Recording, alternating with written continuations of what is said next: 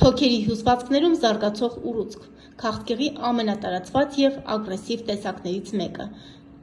Թոքերի քաղցկեղը հայտնաբերվում է զարգացման ուշ փուլերում, քանի որ ավելի վաղ փուլերում այն չի դրսևորվում վաղ ախտանշաններով և ախտորոշվում է միայն մետաստազավորման փուլում։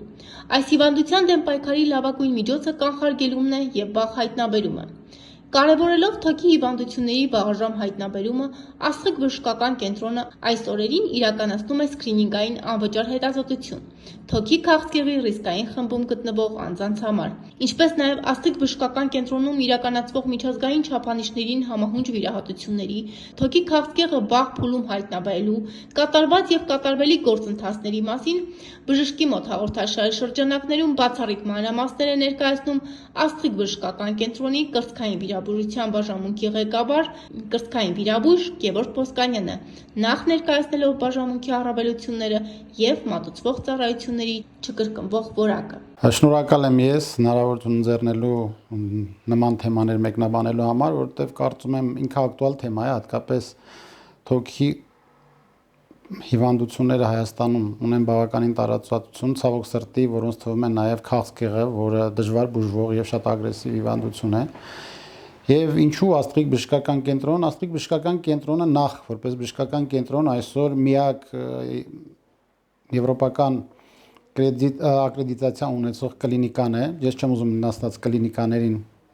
ասել, բայց GCI լիցենզիա ունեցող կլինիկա է, որից տեղյակ եք, իհարկե այդ բառը երբեմն կարող է պարզապես հնչել, շատերին ինչ-որ բան չասի, բայց ես ասեմ, որ հիվանդանոցի ամբողջ անձնակազմը տարիներ շարունակ տարբեր կրթություններ եւ տրեյնինգներ անցել, որպեսզի մենք կարողանանք ունենանք դա, այսինքն հստակ որակի բարձրացում է։ Տեխնաջան աշխատանքի դա հստակ որակի բարձրացում է եւ ամեն օր պահանջվող որակ է հսկողության տարբեր մեխանիզմներով, որը ամբողջ աշխարհը արդեն ունի, փառք Աստծո այսօր Աստղիկ բժշկական կենտրոնը Հայաստանում առաջինը ունի դա եւ մենք եւ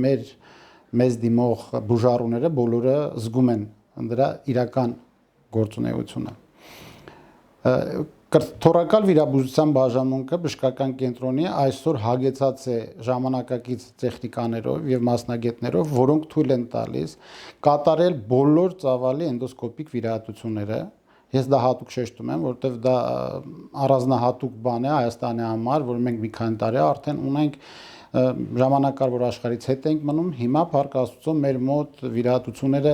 բացառապես շատ հազվադեպ դեպքերի, որ ամբողջ աշխարհում բաց են վիրահատվում, մնացած բոլոր դեպքերում վիրահատում են էնդոսկոպիկ, երբեմն նույնիսկ շատ բարդ եւ ծավալուն վիրահատություններ։ Եվ դա ժամանակակից պահանջ է եւ որակի ցուցանիշ է։ Բժշկական մեր բաժանմունքը տիրապետում է նաև որպես առանձնահատկություն ասեմ էնդոբրոնխիալ, այսինքն էնդոլյումինալ վիրահատությունների, որոնք նորաներդրվել 1-2 տարվա մեջ Հայաստանում էլի այլ կլինիկաներ դեռևս չունեն, եւ դա էլ մի օպցիա է, մի ծառայություն է, որը խիստ անհրաժեշտ է եւ հատուկ դեպքերում անփոխարինելի է։ Բժիշկ, իսկ ընդհանուր առմամբ այսօր Հայաստանի Հանրապետությունում թոքային հիվանդությունները որքան տարածվածություն ունեն եւ մասնավորապես առավել հաճախ պատահող պաթոլոգիաները թոքային որոնք են։ Թոքային հիվանդությունները բազմաթիվ են, բազմատեսակ են, բայց ես կուզենամ ավելի շատ պատճառագիտական առումով խոսել, որպեսզի մեր ասելիքը իմաստ ունենա կոնկրետ բուժառուների համար։ Թոքային հիվանդությունների առաջացման հիմնական գերակշիռ պատճառը դա ծխելն է եւ կեղտոտ օդը։ Ցավոք սրտի մեր երկրի օդի աղտոտվածությամբ գնալով ավելի վատ տեղեր է զբաղեցնում, հատկապես Երևան քաղաքը եւ բոլոր բնակիչները անկախ իրենց ծխելուց չծխելուց արդեն սկսում են հայտնվել ռիսկային գոտում։ Եթե դրան գումարենք մեր ազգաբնակության ծխելու տոկոսը, պարզ է դառնում, որ մեր բնակչությունը ռիսկային բարձր գոտում է թոքային բազմապիսի հիվանդություններով, հատկապես քրոնիկական օբստրուկտիվ հիվանդությամբ, թոքերի էմֆիզեմա եւ ամենավատը նա է, որ նաեւ թոքի քաղցկեղի առաջացման համար ռիսկային խմբում են։ Եվ ուզում եմ շեշտեմ, որ բժշկական կենտրոնը նախաձեռնեց տնօրինությունը նախաձեռնել է մի ծրագիր, անվճար սկրինինգային հետազոտության ծրագիր, որը աշխարհում արդեն կիրառվել է շատ երկրներում եւ ապացուցել են, որ դա լավագույն կանխարգելիչ մեթոդն է թոքի քաղցկեղի վաղ հայտնաբերման եւ հետեւաբար նաեւ շատ էֆեկտիվ բուժման համար։ Ծրագիրը արդեն 2 շաբաթ է մեկնարկել է եւ այդ 2 շաբաթում մենք արդեն ունենք հայտնաբերած ահագին պացիենտներ տարբեր հիվանդություններով, հատկապես թոքի քաղցկեղով առաջի ստադիայով արդեն 5-6 պացիենտ ունենք։ Դա ուզում եմ շեշտեմ, որ այդ մարդկանց համար դա փրկության հստակ շանս է, որովհետև իրենք չէին դիմելու, քանի որ գանգատ չունեն, եւ երբ որ կդիմեին, արդեն գանգատների արկայության դեպքում բուժվելու հավանականությունը շատ ավելի վատ էր լինելու։ Այսինքն բժիշկ, թոքի քաղցկեղը առաջին եւ երկրորդ этаպում ըստ էության անախտանիշ է ընթանում։ Այո, ցավոք սրտի այդպես է, մինչև երրորդ փուլ երբեմն ինքը առանց ախտանիշի է։ Բժիշկ, իսկ ժառանգական նախատրամադրվածությունը Այո, այս դեպքում ծխելուց բացի ժառանգական մյուս ֆակտորը դա ժառանգական ֆակտորն է, մոտիկ հարազատների, հատկապես ծնողների մոտ թոքի քաղցկեղի առկայությունը, նրանք նույնպես ռիսկային խմբում են եւ բոլոր այդ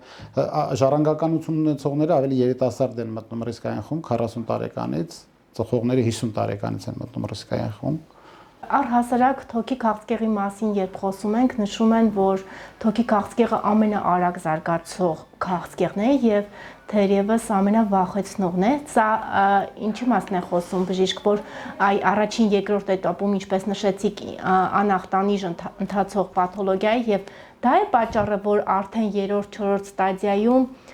միանգամից, այսպես ասած, խժռում է։ Ես չեմ ուզում խորանալ նեղ բժշկական համացությունների մեջ, այո, ապացուցված է, որ թոքի քաղցկեղների մեջ ագրեսիվ քաղցկեղը համարում, որտեղ ինքը շատ ավելի արագ է տարածվում արյան միջոցով եւ ավշային համակարգով, քան շատ այլ քաղցկեղի տեսակներ։ Բացի դրանից բուժումը եւ էֆեկտիվ բուժումը շատ այսօր համեմատած մյուս քաղցկեղների հետ ավելի վատ է։ Այսինքն մենք ունենք ընդհանուր ռուսկազատ եւ ընդհանուր ապրելիության ցուցանիշներ, եթե այդ ցուցանիշներով համեմատում ենք թոքի քաղցկեղը այլ քաղցկեղների հետ, ինքը վատագույն տեղերից մեկն է զբաղացնում։ Եվ բուժման մեջ նոր մեթոդներ են սկսել կիրառվել, իհարկե դա իմունոթերապիան է, թիրախային բուժումն է, որոնք այո, բավականին էֆեկտիվ բուժման մեթոդներ են, բայց իրենք բավականին թանկ են եւ մենք չունենք ցավոք սրտի Հայաստանում դեռևս պետական ծրագիր եւ ապահովագրական ընկերություններ, ովքեր որ կհոգային այդ ծախսերը բուժառուի փոխարեն եւ մեր երկրի քաղաքացիների շատ քիչ տոկոսն է, որ իրեն կարող է թույլ տալ այդ բուժման տեսակներից օգտվելու վճարովի հիմունքներով, այնպես որ ավելի լավ է կանխարգելենք եւ չհասնենք այդ փուլերին։ Բժիշկ, իսկ ունեք վիճակագրություն առավել շատ կանայք, թե տղամարդիկ են բախվում թոքերի քաղցկեղի հետ, չնայած հաշվի առնելով այն հանգամանքները, ինչի մասին խոսեցիք, ըստ էության առավել շատ երկրի տղամարդիկ են։ Այո, մեր վիճակագրությամբ եւ միջազգային վիճակագրությամբ, այո, գերակշռող մասը տղամարդիկ են, որը նույնպես պայմանավորված է ծխելու տոկոսով, որտեղ տղամարդիկ ավելի շատ են ծխող, չնայած որ հիմա արևմտյան երկրներում ծխող կանանց տոկոսը մի տարիներ եղավ որ շատացավ, բայց շատ երկրներ շատ էֆեկտիվ պայքար են մղել ծխելու դեմ եւ իրենց ներկա վերլուծությունները ցույց են տալիս, որ դա շատ մեծ արդյունավետություն է ունեցել ծխելու դեմ կատարված միջոցառումների եւ թոքի քաղցկեղի թվերի նվազման առումով։ Բժիշկ, կա նաև այսպես ասած հասարակության շրջանում տարածված տեսակետ, որ քաղցկեղը բարբորակ է եւ այդքան հետևից ընկնել պետք չի։ Թոքերի քաղցկեղի դեպքում կա բարբորակ եւ չարորակ տեսակ։ Եվ դա առհասարակ բժշկության մեջ տերմինաբանությունից խոսենք, քաղցկեղը արդեն չի կարող լինել բարորակ, ցանկացած քաղցկեղ ինքը արդեն նշանակում է չարորակ, զուտ տերմինաբանական առումով։ Թոքի ուռուցքները կարող են լինել նաև բարորակ, այո, թոքում կարող են լինել եւ քաղցկեղ, եւ այլ չարորակ ուռուցքներ, եւ նաև բարորակ ուռուցքներ։ Դրանք շատ դժվար չեն տարբերակվում, ժամանակակից հետազոտության մեթոդները թույլ են տալիս դրանք հստակ տարբերակել եւ աստղիկ բժշկական կենտրոնը ունի բոլոր հնարավորությունները ընդամենը կարճ ժամկետում մի քանի օրվա մեջ մի քանի հետազոտություններ կատարել եւ ախտորոշումը հստակացնել, որը ժամանակի առումով էլ բավականին ավելի լավ վիճակում են, քան եվրոպական երկրներում, քանի որ հերթեր չունենք, այդ առումով մենք մեծ, այսինքն մեզ դիմաց բուժառուն կար մի քանի օրվա մեջ կարող անցնել կամպյուտերային տոմոգրաֆիա, բրոնխոսկոպիա, միջմաշկային բիոպսիա, դրանք մեթոդներ են, որոնցով հստակ քաղցկեղի տարածվածությունը, տեսակը եւ նաեւ ինչու՞ չէ գենետիկ մուտացիաները, որոնք այսօր շատ ակտուալ են, ընդամենը 1-2 շաբաթվա ընթացքում այդ ամբողջ ինֆորմացիան կարող ենք ամփոփ ունենալ բուժառուի համար։ Եթե ձեզ դիմում են արդեն թոքերի քաղցկեղի ամենավերջին փուլում, այսինքն 4 ստադիայում, ինչպես եք կարողանում, այսպես ասած, հիվանդին թևաթափ չանել եւ ինքներդ էլ կարողանալ այդ իրավիճակից դուրս գալ, որպեսզի հիվանդին էլ չասեք, վերջ քո մոտ արդեն 4 ստադիայի քաղցկեղ է եւ այլևս փրկություն որպես այդպեսին չկա եւ առհասարակ հաճախ եք հանդիպում նման դեպքերի, որն է ձեր բանաձևը այս դեպքում։ Ցավոտ հարց եք տալիս, այո, ցավոք սրտի հաճախ ենք, շատ ավելի հաճախ հանդիպում ենք 4 փուլի։ Նախ դա դեռևս դատավճիռ չէ, միանշանակ։ 4 փուլի քաղցկեղով շատ մարդիկ այսօր իրենք լսում են, պայքարի մեջ են եւ փորձում են հաղթահարել իրենց հիվանդությունը։ Մեր ամբողջ կյանքն է պայքար։ Եվ վերջ ասելով ինչի նկատի ունենք։ Ես իմ սփոփանքը եւ խորհուրդ իմ բոլոր պացիենտներին նախ ճանաչել Տեր Հիսուս Քրիստոսին, որովհետեւ մեզնից ոչ մեկ հավերժ չի ապրում։ Մենք ունենք խնդիրներ, ունենք ամեն մեկս առաքելություն եւ որոշ տրված ժամանակ եւ որի մասին մենք ոչ մեկս չգիտենք։ Եթե խնդիրը արդեն արկա է, ես ամեն մի մարդու խորհուրդ եմ տալիս վերազինվել հավատքով, հավատալ, որ ինքը կարող է հաղթարել եւ մտնել պայքարի մեջ, բայց ամուր բռնելով Աստծո ձեռքը, այսինքն դա պետք է ուղեկցվի ընտանիքի, հարազատների համախմբմամբ, միասին աղոթքով, միասին իրար էներգիա հաղորդելով։ Երբ որ իմ պացիենտը ինքը հավատացյալ է, ես շատ ավելի մեծ զորություն եմ ստանում։ Ես նախ բոլորի համար պարտադիր աղոթում եմ եւ հավատում եմ, որ Աստված օգնում է մեզ ցանկացած գործում։ Ասում եմ, եթե Աստված չօգնի մեզ, տուն կառուցողը անիմաստ է այն կառուցում։ Այսինքն ձեր ասածը գալիս է ապացուցելու, որ առաջին հերթին հիվանդը ինքը պետք է իրեն օգնի, հետո նոր արդեն հայցի բժշկի օգնությանը։ Տեսեք, ես ինչ եմ դա ասում հատկապես։ Ցավոք սրտի մեր բնակչության մեծ մասը հարազատները, երբ որ գալիս են նման իրավիճակում, ասում են եկեք խաբենք։ Դուք մի ասեք, մենք չենք ասել, որ իր մոտ 4 փուլի ուռուցք կա։ Ես իրավունք չունեմ հարազատի խնդրանքը չկատարելու։ Բայց ես փորձում եմ աշխատանք տանել հարազատի հետ, որպեսզի չխաբենք, ինչի համար է պետք։ Նախ մենք բարոյական իրավունք չունենք։ Դուք պատկերացրեք, եթե դա այն շանսն է, որ այդ մարդը, ասենք, մկրտված չի եւ պետք է մկրտվի, դա փրկության շանս է, որ Աստված տվել է։ Մենք իրեն զրկում ենք այդ շանսից։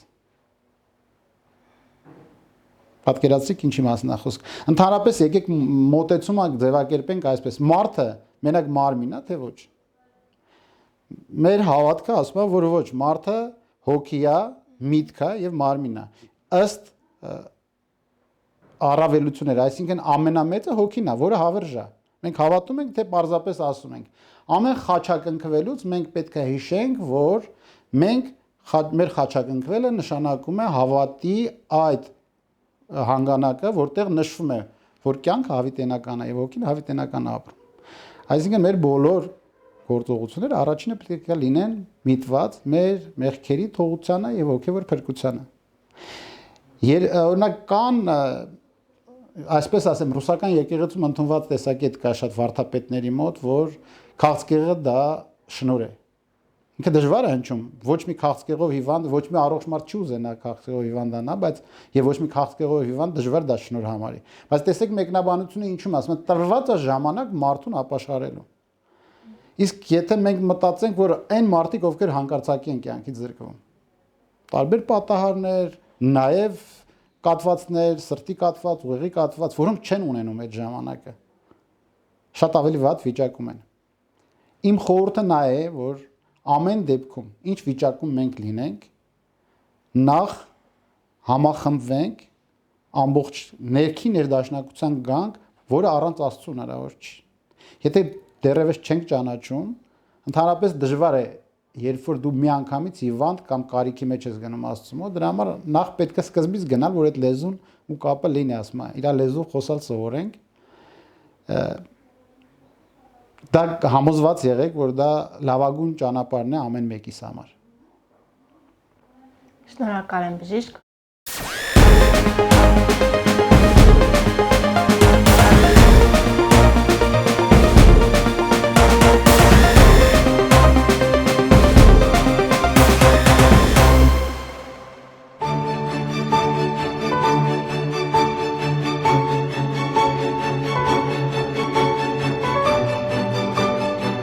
Ջերմ և հոգատար վերաբերմունք։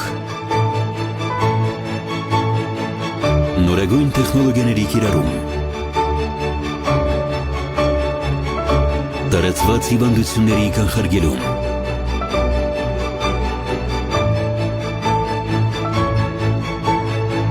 Անվտանգ և ապահով միջավայր։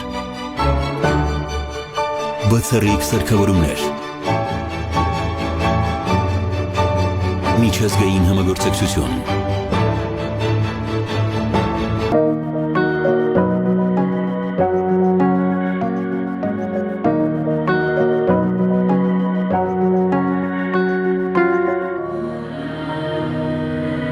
Չինից Կորվանից միակը Հայաստանում ISO 9001 որակավորմամբ։ Շարունակական զարգացում եւ աճ։ Աստղիկ բժշկական կենտրոն։